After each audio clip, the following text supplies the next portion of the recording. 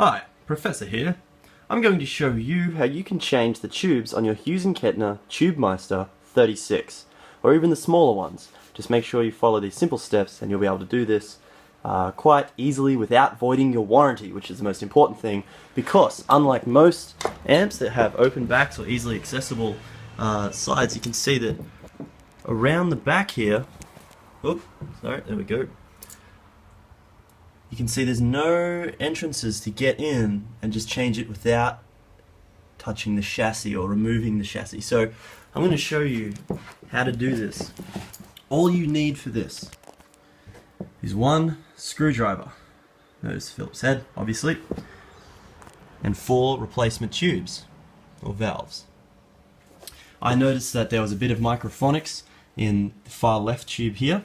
It glowed a little bit brighter than the others, as well as this one glows a little bit brighter as well, but that's okay. So I'd switched them around using it on half, and I was able to work out, because it's got an attenuator on the back, you can drop it down to about 18 watts as opposed to the 36, which is rated at max. So I dropped it down to 18 watts, changed out the 2 middle tubes because the 2 outside ones are the only active tubes or valves while it's in half power operating mode or lower, but that's fine. So I swapped the middle ones for the outside ones, and I managed to fix the tone. Now the microphonics was actually what happens when you get too much sound coming through the tubes due to physical stimulus. They're made to be able to absorb some shock, but in my particular case, the far left one was crackling and popping, and far left valve right at the back, the power tube, not the preamps down the bottom. It was crackling and popping and sending through a high squealing sound. And I've cooled the valve amp down now, so I won't reheat it back up. Don't worry about the sound, it's just I've already determined what was wrong, and here are the new valves. So I'll show you how to get into this. Now all you need to do is unscrew these screws here. Now watch very carefully, okay? So these screws, you need to unscrew this one, this one, this one, and these 2 up top, okay? Now, with the 2 bottom screws, here's one of the most important bits, in fact the most important bit when it comes to unscrewing your amp. Do not unscrew these all the way, only about halfway, because inside here, behind here, to guard the electronics, which are all in this little case thing down the bottom, all those electronics are guarded by a warranty seal.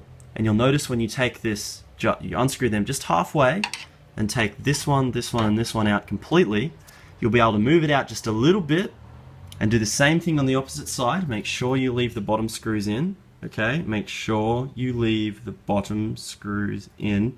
Remove that one, and that one. You can leave that one in. You'll see that there's sticky tape attached to the sides, so if you remove them completely, like take them right off, you'll avoid the warranty by removing that tape, okay? So you can change the tubes, because this whole piece on top, you'll see in a minute, once you move this out and this one out just a little bit, and the guide is actually little screws, so you only undo them a little halfway, then you can just take this whole top piece off without removing the sides completely, and then you can change the tubes, and I'll show you how to do that. So let's go ahead and I'll show you what it looks like with the sides removed as I remove the top. Notice the screw that I'm taking out here. This one's got a little washer around it just here. See that? Okay. That little washer needs to go back onto this plate here. Okay? The other screws, you'll notice over here, these screws, these do not have a washer. Okay? See that there? Let me just focus on that so you get a better view of it. Okay, see? There's no washer there. And the skin on my fingers there, my calluses coming and going as they do. So, okay, so you can see the different ones there, and I've aligned them. So you'll only need to remove 3 screws off each side. You can see washed one and 2 non-washed ones, and they're off the side here. So if you'll notice this screw here, this is slightly out, and this one is slightly out, and this one is out. Let me just take that one all the way out. Put that in the right spot. So only removing 6 screws in total, okay? Now the other ones down the bottom here, only undo them a little bit. 3, 4, 5, 6, 7, 8, 9. About 9 twists with my hands on the screwdriver. Just work it out yourself, don't take them all the way out. 8, 9. Okay, alright, so I've done that on both sides. I didn't remove them all the way. Remember, we're trying to keep the sticker inside here that stops you from voiding the warranty in place. So I'm just going to remove this outwards a little bit. There we go. Okay, now notice these stop me from pulling that all the way off. Okay, otherwise that would just come completely off. Same on the other side. There we go. Now this top middle piece is not attached anywhere now, and it can just be lifted straight off. There we go. No glue, nothing else, just the screws that go in the sides. Whoop. There we go. So I can now place that down here.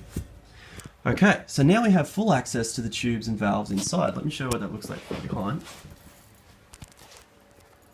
Okay, so you can see everything here. Pretty hunky-dory. The next thing I'm going to do is remove these screws.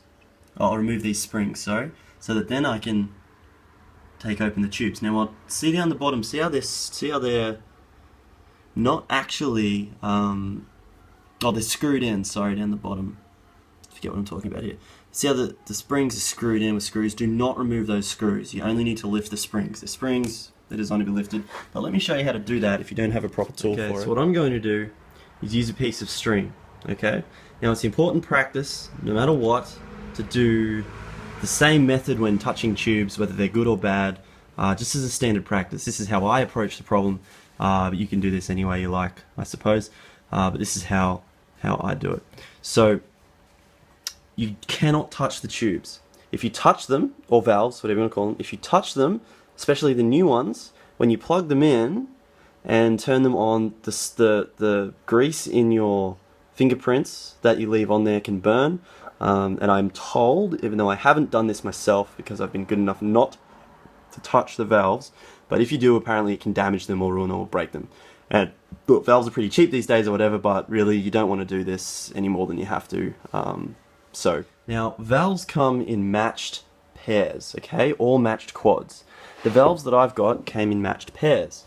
These two are matched, these two are matched, and that comes down to the biasing, okay? Now if you've got the Tubemeister like I've got, it'll tell you what's biased where, and on the back when the little lights flash, if there's a greater than 4 flashes difference between any of the tubes, then they're not matched properly. So I've got 2 matched here and here. Now what I'm going to do is install these 2 on the outside as the outside 2, because they are supposed to be matched according to the manual, and these 2 are supposed to be matched as well. Okay, so these will be my inside tubes and they'll be my outside, meaning inside, outside. Okay, so let's show you how I use this string to pull the strings up without touching the amp itself. I will need a cloth or something like that to be able to touch the actual valves themselves. So let me get. So this is how I've got this hooked up. Okay, you can see one end is looped through and the other end is not like that. All right.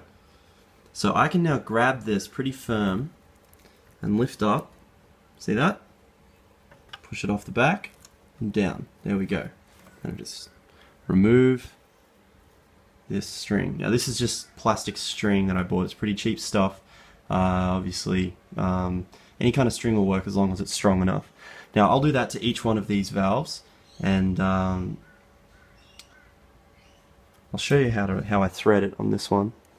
So I push it through here.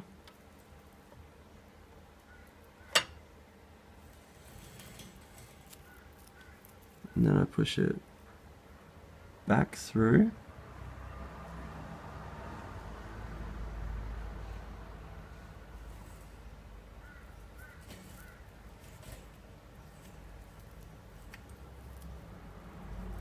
Like that. Okay. Make sure you've got enough length to be able to grab a hold of it properly. Oh, like this. Lift up and back. So I'm just using a bank coin bag around my hand to grab the valves, and you can see that they're all removed from the springs using that method.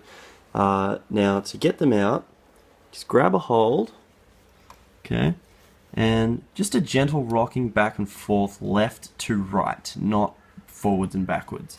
So left to right meaning this way and that way, not this way and that way, okay? So gentle rocking left and right, there we go. And then we have a valve. Performing surgery on your Tubemeister 36. Pretty good. I would never dream of trying to fix any other component in this amp, just because I just wouldn't even go there. I am not an amp guy, but I have worked out how to do this effectively. So, okay, it's important to keep the outside tubes grouped together as well, or valves grouped together as well, because if one goes, you want to keep them in pairs, because they're like light bulbs. Even though these have dimmed a bit on me, they're still useful if they break, and I have none others, so I still will keep them around even though they're not, because they're not completely destroyed. Although I'm told if valves do completely go, they can ruin your amp. But anyway, so I'll keep that one on the side.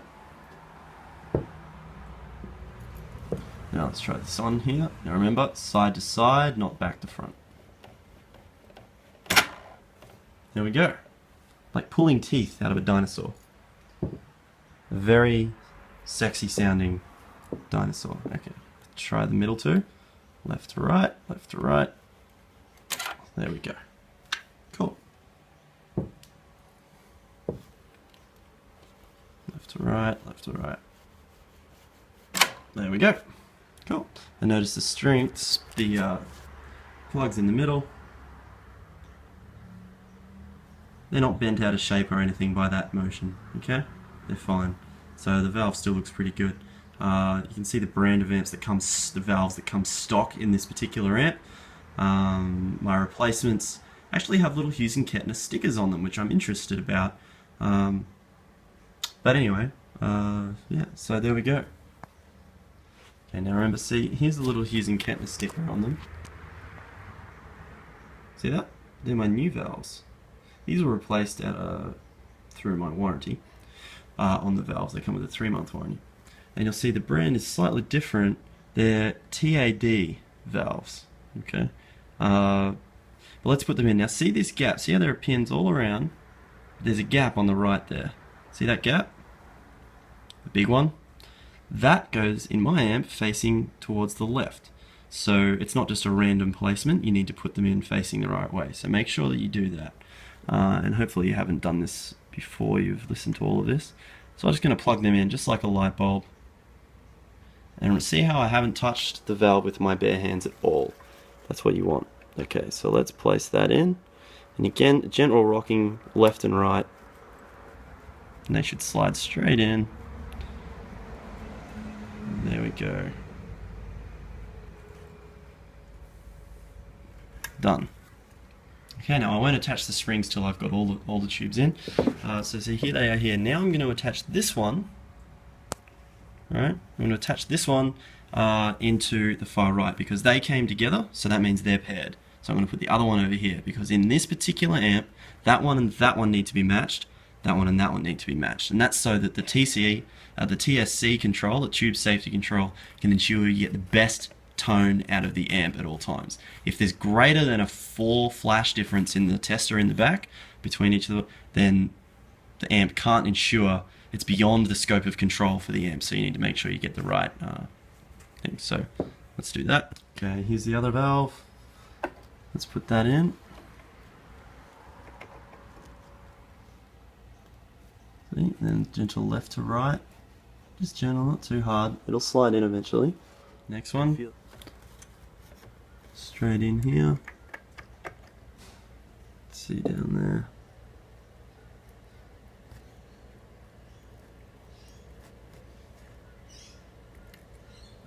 Last valve. Here we go. Wish me luck. Luck's got nothing to do with it. It's pure skill. Alright, putting the valves back on. You'll see I've got the same alignment with the strings going over this. Now, why do I use two? If you use only one loop around this section here, then you'll push the tube or the valve out of place when you try and put this back on. So let's put this back on. There we go. Nice and in place. And it's just a matter of pulling that out. Ta-da! And then we do that for all the rest of the valves. Remember, do not touch the valves. Don't get your fingerprints on them. They're just like halogen lights. They get very hot, and that wax